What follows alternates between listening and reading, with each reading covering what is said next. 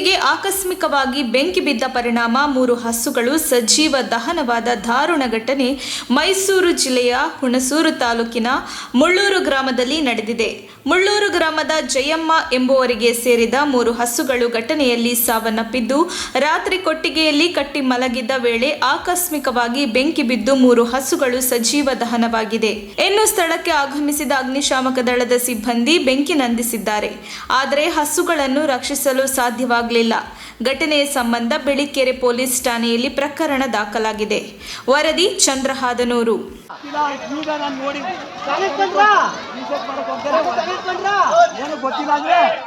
ಯಾರ್ದಾಣಿದು PAN ತಗಣ ಯಾರ್ದಿದು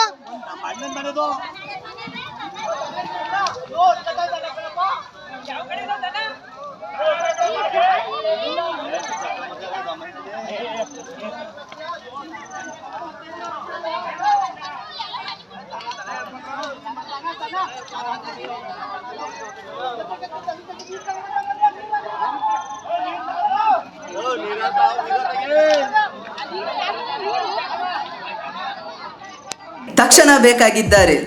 ತುಮಕೂರಿನ ಹೆಸರಾಂತ ಕಂಪನಿಯಲ್ಲಿ ಗುತ್ತಿಗೆ ಕಾರ್ಮಿಕರಾಗಿ ಕೆಲಸ ಮಾಡಲು ಯುವಕರು ಮತ್ತು ಯುವತಿಯರು ಬೇಕಾಗಿದ್ದಾರೆ. ಲೋಡಿಂಗ್ ಮತ್ತು ಅನ್ಲೋಡಿಂಗ್ ಕೆಲಸ ಮಾಡುವವರು ಬೇಕಾಗಿದ್ದಾರೆ. ವಿದ್ಯಾರ್ಥಿ SSLC, PUC, BSc pass file. ನೇರ ಸಂದರ್ಶನ ಇರುತ್ತದೆ. ESI ಮತ್ತು PF ಸೌಲಭ್ಯ ಇರುತ್ತದೆ. ಆಸಕ್ತರು ಕೂಡಲೇ ಸಂಪರ್ಕಿಸಿ.